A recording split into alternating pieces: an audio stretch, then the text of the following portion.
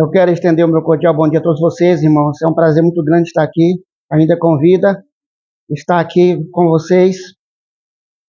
E os meus pensamentos não têm mudado. Eu estou vendo, depois de tantos anos na igreja, a gente está vendo as coisas acontecendo e parece que tudo está mesmo no final.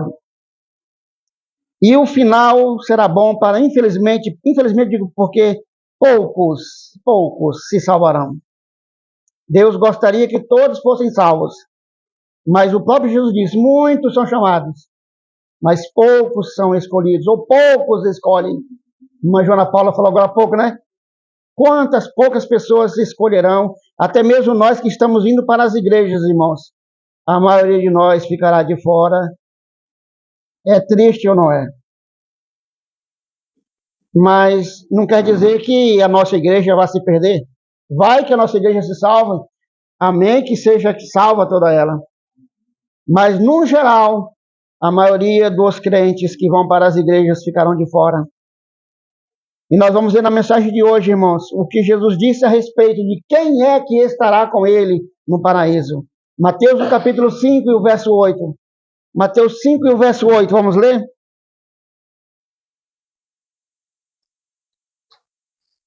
Mateus 5, verso 8 diz o seguinte: bem-aventurados os limpos de coração, porque eles verão a Deus. Quem é que vai ver Deus, irmãos? Os limpos de coração.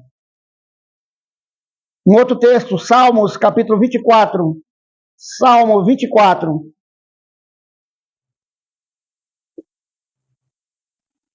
O verso 3 e 4.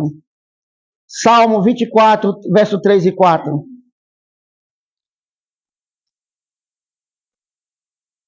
Já, amém? Salmos 24, verso 3 e 4 diz: quem subirá ao monte do Senhor? Ou quem estará no seu santo lugar? Aquele que é limpo de mãos e puro de coração, que não entrega sua alma à vaidade, nem jura enganosamente. Aqui já dá uma dica, irmãos, do que é ser puro de coração. É não ser enganoso, irmãos. É não ser vaidoso. São dois aspectos aqui de pureza de coração.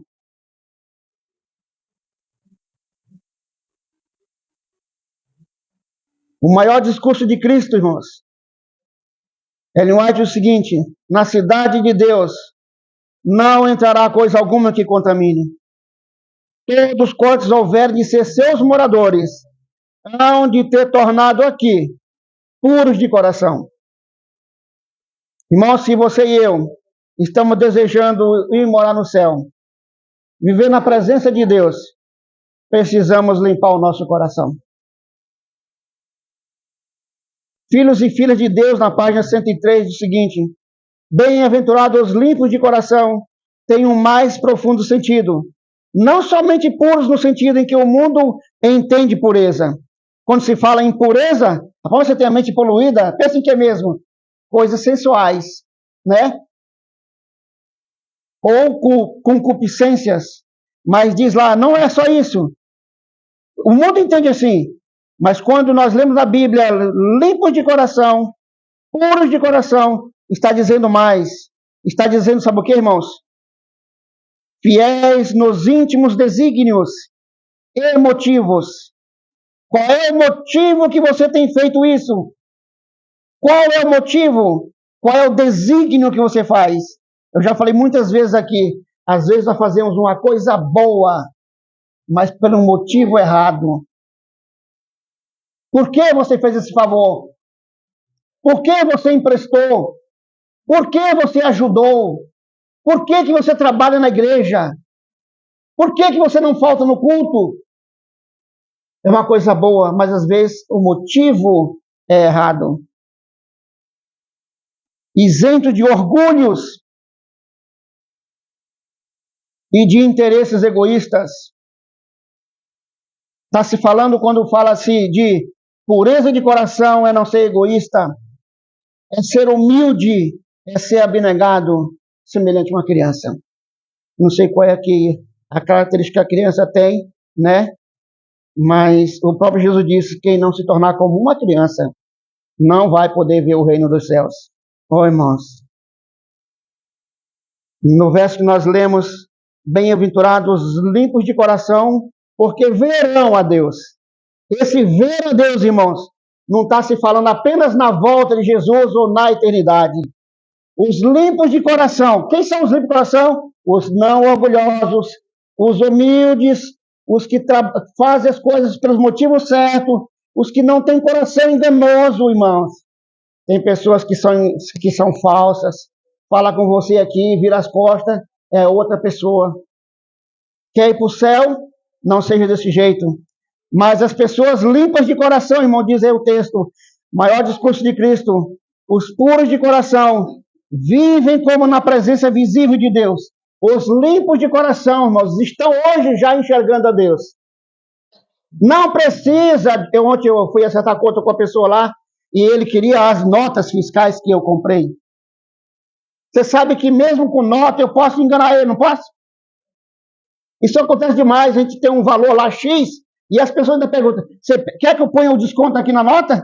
Se eu falar não, não põe não. Aí o otário é enganado. Mas não tem um coração enganoso. Como é bom, irmão, tratar com uma pessoa que não tem um coração enganoso. Não precisa ficar preocupado. Ele não vai te enganar. Ele está na presença de Deus. Ele já está enxergando Deus, irmãos. Ele já está enxergando Deus. Ele sabe que Deus está vendo tudo. Os mínimos detalhes. As pessoas, disse Jesus, os limpos de coração verão a Deus, porque eles vivem na presença de Deus durante o tempo em que lhes é concedido aqui neste mundo. E também o verão face a face, um dia no futuro imortal. O livro de leitura, a Bíblia, contém instrução acerca do caráter que devem ter, da excelência moral que deve ser cultivada e que Deus e o céu requerem. Quer saber como que é ser puro de coração? Vá para a Bíblia. Vá para a Bíblia. Lá diz o Salmo que ele não tem um coração enganoso. Ele é o que ele é. Se ele não gosta de você, ele não gosta de você e acabou, já era. Não é bem, não é assim, mas pelo menos não é falso. Rapaz, eu não vou com a tua cara. Ele não é falso. Irmãos, nós temos a experiência de Enoque. Enoque foi o sétimo homem depois de Adão. Diz a Bíblia, Gênesis capítulo 5, nós não vamos ler, o verso 21 a 24. Enoque andou 300 anos com Deus. Enoque tinha um coração puro. Ele andava com Deus, irmãos. Ele não via Deus como Moisés viu, como outros viram, mas ele vivia na presença de Deus. E era num tempo de um mundo corrupto, um mundo em que logo um pouquinho na frente seria destruído pelo dilúvio. Enoque andou com Deus, irmãos. Primeira coisa, Enoque andou com Deus. E a segunda coisa, Deus o tomou para si. Ele era puro de coração, ele era limpo de coração, ele não tinha maldade no seu coração, ele vivia na presença de Deus, e Deus disse: eu não posso deixar esse homem aqui nesse planeta. Vou levá-lo para... Oh, irmãos, diz os profecia, Enoque foi o primeiro ser humano que entrou na Cidade Santa. Ele já mora lá há 4.000 anos e pouco. Oh, glória a Deus. Por que que este homem andou? Porque ele está lá no céu, irmãos. Por que que ele foi o primeiro homem a entrar no paraíso? Porque ele é um homem puro de coração, limpo de coração, nem egoísmo, nem tudo de bom.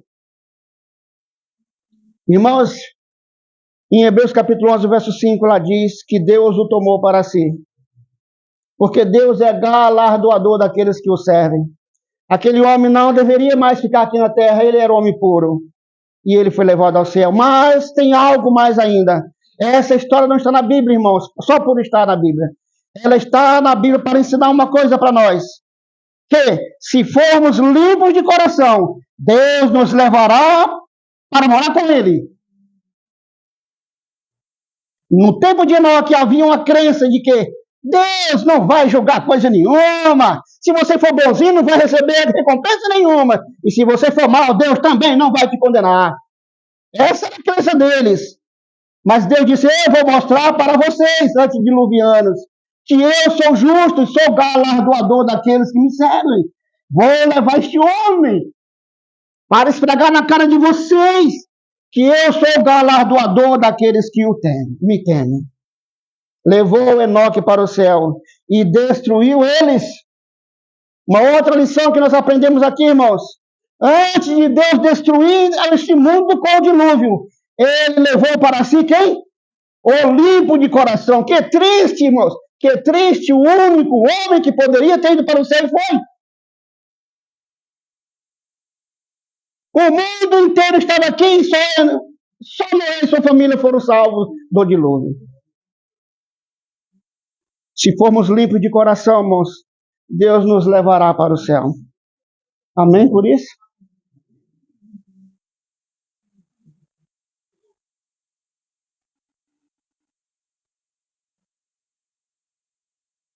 Uma outra coisa que nós aprendemos, irmãos, quem faz a obra de purificação em nosso coração é Deus.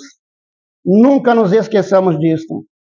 Lá em Marcos, capítulo 1, verso 40 a 45, conta a experiência de um homem que foi curado, um leproso que foi curado. Diz a Bíblia no verso 40, que ele correu, se aproximou de Jesus, se ajoelhou e disse, se tu quiseres, tu pode me tornar limpo. Ô irmão, Jesus não pensou duas vezes. A próxima palavra que ouviu foi o que mesmo? Quero ser limpo. Irmãos, a lepra é símbolo do pecado. Aquele homem tinha uma doença incurável. Qual era a doença dele? Era a lepra, que era símbolo de que mesmo? De pecado. O pecado é incurável, irmão, só Deus pode curar. Só Deus pode curar. Aquele homem foi lá a Jesus e pediu, se tu quiseres, você pode me curar. Quero. Quantas vezes pedimos coisas a Deus e Deus demora a responder. Mas se pedimos a Deus um coração puro, irmãos, Ele não vai demorar para responder. Porque Ele quer nos transformar. Diz a Bíblia que muitas vezes nós pedimos coisas para Deus e não recebemos. Porque pedimos mal, mas se nós pedimos um coração puro, irmãos, Ele vai nos dar, Ele quer fazer isso. Se pedirmos alguma coisa na vontade de Deus, Ele faz. Aquela doença era incurável, irmão, só Deus podia curar e Ele foi exatamente quem podia curá-lo. E Marcos, no capítulo 2, o verso de 1 a 12, conta uma outra experiência também de cura, a cura do paralítico, irmãos. E ele diz a Bíblia que ele era sofredor, paralítico, por causa de quê mesmo? Por causa dos seus pecados. Eram os pecados daquele homem, não sei o que foi que ele fez, mas aí ele ficou paralítico por causa dos seus pecados. Irmãos, aquele homem tinha ido muitas vezes na igreja para ouvir dos rabinos uma palavra de misericórdia, uma palavra de conforto. E diz os profecias que nunca ele ouviu, ele só ouvia, vai embora daqui, desgraçado, pecador miserável. Você está nessa situação porque você é desse jeito, porque você pecou. E ele queria uma palavra de alívio. A doença dele, irmãos, era o que mesmo? Era incurável. Só Deus podia curar, e ele foi a Deus, a Jesus Cristo. E ele não pediu nada. Quando nós lemos esse texto, irmãos, nós ficamos emocionados. Quando aquele homem foi descido pelo telhado e foi colocado no chão, e ele olhou para Jesus, eu consigo imaginar isso, irmãos. Ele olhou para Jesus, ele não pediu nada. Irmãos, ele não pediu nada. Mas Jesus sabia, irmãos, que aquele homem estava precisando da cura, do perdão, do perdão. E ele respondeu exatamente o que aquele homem precisava. Amigo, perdoados estão os teus pecados. Deixa de agonia. Deixa de sofrer. Irmãos, aquele homem pediu e a cura veio imediata. Por que ele pediu o que mesmo, irmãos? Ele não pediu para andar. Ele não pediu nada, ele pediu. E Jesus sabia que o que ele precisava era ser curado. Era ser perdoado. E diz as profecias, irmãos, que aquele homem não queria mais do que isso. Ele estava satisfeito. Ele estava satisfeito com com o perdão dos pecados. Mas o próprio texto diz a Bíblia, perdoar ele. Ora, se o pecado dele é que tinha levado ele àquela doença, e perdoar ele fazia o que mesmo? Levantar o homem. Levantar o homem. Oi, irmãos. E um outro episódio na Bíblia, o lava-pés. Aquele ato do lava-pés, Jesus pegar uma toalha, uma bacia de água e lavar os pés dos discípulos, que está lá relatado no João capítulo 13. Era muito mais do que lavar pés empoeirados. Representava mais ainda. Vocês estão entendendo o que eu estou dizendo aqui? A história de Enoque, a história da cura do leproso, a história do cura do paralítico, elas representavam muito mais do que aquilo. A história do lava-pés, irmãos, representava muito mais do que lavar uns pés empoeirados. Quando Jesus tingira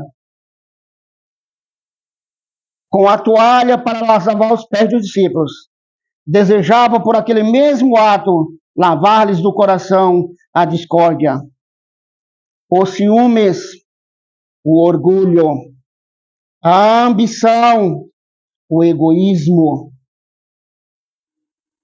Com esse espírito, irmãos, aqueles discípulos não estavam preparados para participar daquela ceia. E Jesus, ao lavar os seus pés, estava dizendo, meu querido, você precisa deixar de ser egoísta. Você precisa deixar de ser ciumento, invejoso, querer ser o primeiro aqui entre nós os 12.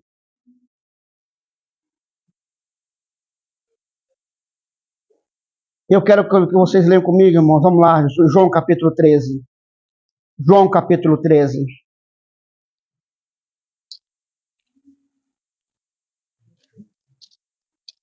João capítulo 13.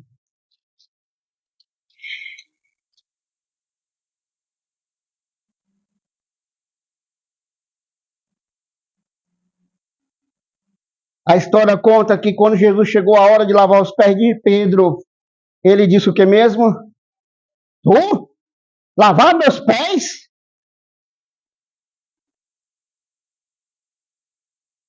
Vamos ler o verso 7 do 6 até o 10. Aproximou, pois, de Simão, Pedro, que lhe disse, Senhor, tu lava-me os pés? Respondeu-lhe Jesus e disse, o que eu faço, Pedro, você não vai entender agora, mas tu o saberás depois. Jesus estava dizendo, Pedro, não estou lavando só a poeira dos teus pés. É isso que Jesus estava dizendo, irmãos. Você não vai entender agora. Verso 7, verso 8 agora. Disse-lhe Pedro, nunca me lavarás os pés. Respondeu-lhe Jesus, se eu não te lavar, não tens parte comigo. Pedro, se eu não te lavar, não é lavar os pés, a poeira dos pés, mas sim lavar o teu coração do egoísmo, da maldade, das coisas ruins do teu coração. Você não tem parte comigo. É isso que Jesus estava dizendo para ele e está dizendo a nós. Disse-lhe então, verso 9, Pedro, Senhor, não só meus pés então, mas também as mãos e a cabeça. E o verso 10 disse-lhe Jesus, aquele que está lavado não necessita de lavar mãos, senão os pés, pois o mais tudo está limpo. Ora, vós estáis limpos, mas não todos. Sabe, irmãos, aqueles discípulos tinham muitas coisas ruins no coração deles ainda, que precisavam ser purificado. Eles não estavam preparados ainda para receber o Espírito Santo, que os habilitaria a levar o Evangelho ao mundo. Mas eles já tinham dado um bom começo, eles tinham abandonado tudo e seguido a Jesus. E Jesus disse, não está precisando de muita coisa a mais, está precisando apenas de você mesmo ser lavado o coração. Lembra daquele episódio, nós lemos hoje na lição, quando os discípulos de Jesus tentaram expulsar um demônio e não conseguiram. Jesus na noite anterior, tinha levado 3 discípulos para a montanha. Passaram a noite orando. E os discípulos, os outros 9, ficaram lá, pensando, eu também faria a mesma coisa? Você faria também a mesma coisa? Por que é que Jesus escolheu só 3, levou para lá e me deixou aqui? Acepção de pessoas. Deus não disse que Deus não faz acepção de pessoas. Por que escolheu esses três e eles passaram a noite pensando nisso? Eles deveriam ter passado a noite fazendo o que mesmo? Orando como eles foram lá orar. E de manhã cedo eles não puderam expulsar o demônio porque estavam com o coração cheio de que mesmo? De inveja, de ódio, de ressentimentos. Ao invés de ter passado a noite orando, eles passaram a noite preocupados, com inveja, com ciúmes, com maldade no coração, e eles não puderam expulsar o demônio. Sabe, irmãos, Deus quer nos dar um coração novo. Ele pode fazer isso, e é a única pessoa que pode fazer isso por nós. Ezequiel, capítulo 36, eu quero que vocês leiam comigo lá. Ezequiel, capítulo 36.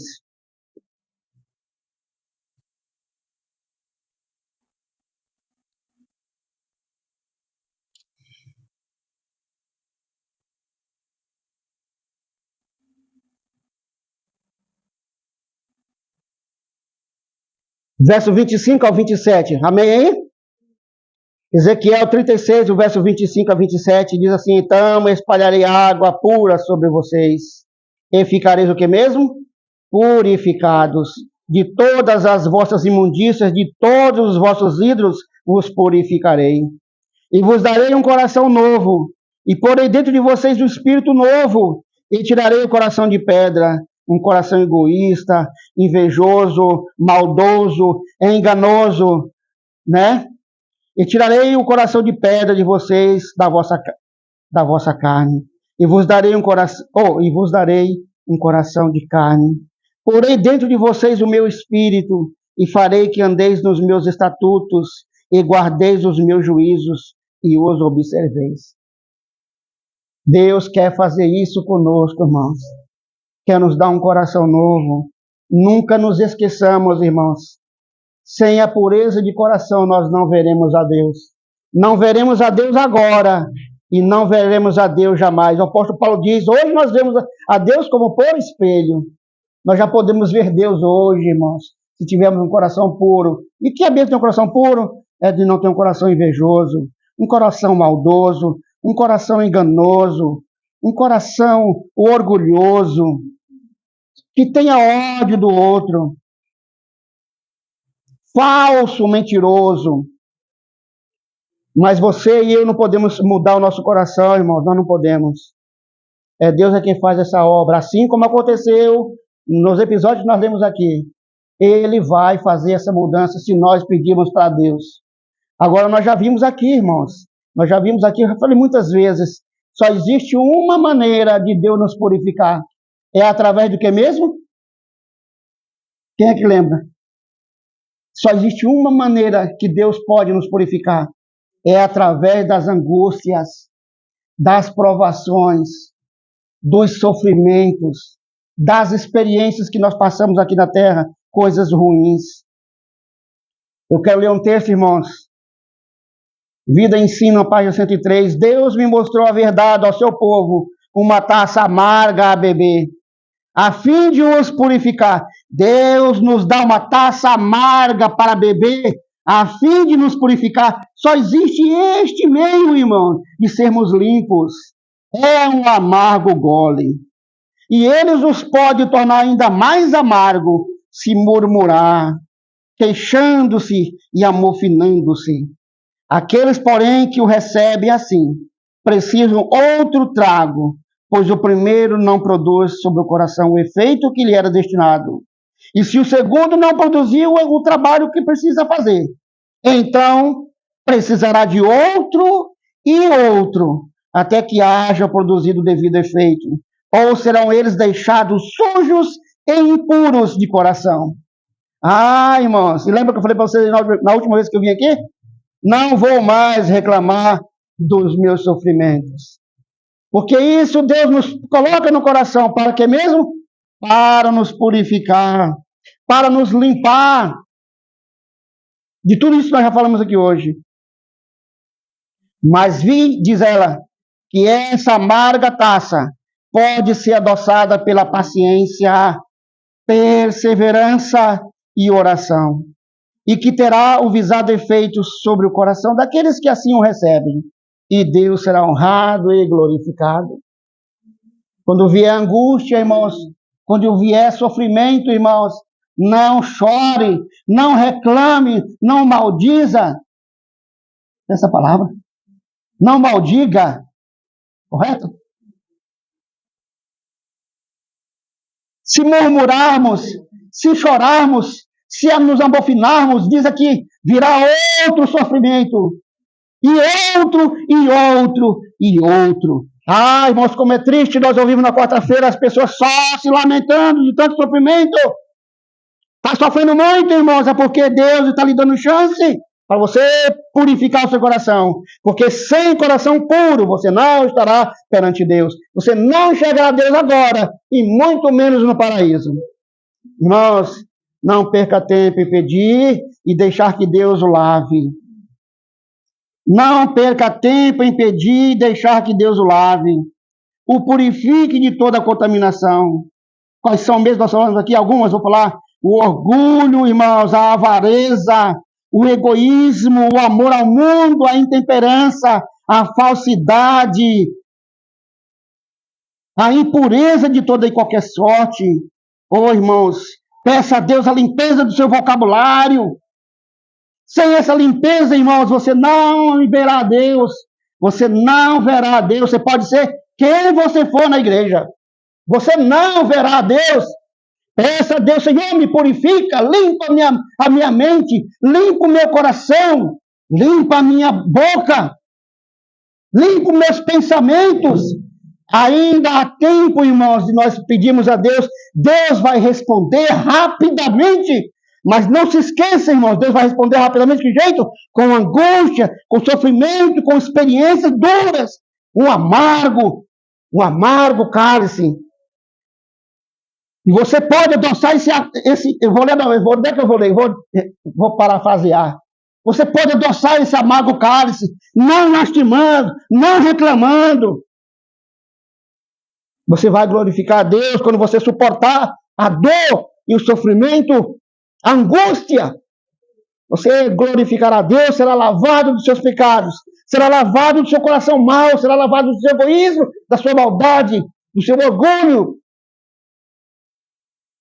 Irmãos, se você e eu temos esse desejo, irmãos, eu tenho esse desejo, eu posso não me salvar.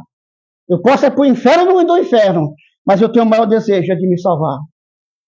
E a coisa que eu peço para Deus, Senhor, me lava, me transforma, me muda. E às vezes eu estou entendendo por que às vezes eu sofro tanto. Porque Deus quer me modificar, Deus quer me transformar. Eu sei que Deus quer fazer o mesmo com você, irmãos. Se você tem o desejo no seu coração, fundo, o teu maior desejo de ser salvo, de ser purificado. Vamos orar então, irmãos. Vamos ficar em pé? Obrigado, ó Pai, por tantas oportunidades que o Senhor tem nos dado. Para uns 50 anos, outros 60, outros 70, outros mais. Obrigado, Senhor, por tantas oportunidades. Obrigado, ó Pai, por ouvirmos a Tua palavra. Obrigado, Senhor, por sabermos que o Senhor tem a cura para o incurável. O Senhor pode transformar o nosso coração e nós aqui estamos dizendo, Senhor, nós queremos ser transformados. Nós queremos ter um coração novo. Nos prepara, Deus, para habitar num paraíso de glória, num paraíso onde há pureza, e para isso nós precisamos ser puros, limpos de coração. Nós acreditamos na palavra de Jesus e nós queremos pedir, limpa-nos, ó Pai. Lava não só os pés, mas as mãos e a cabeça também, e a boca e tudo. Lava-nos, ó Pai, para que nós possamos viver contigo no paraíso. É o que te pedimos em nome e por amor de Jesus. Amém. Nós vamos cantar, irmãos.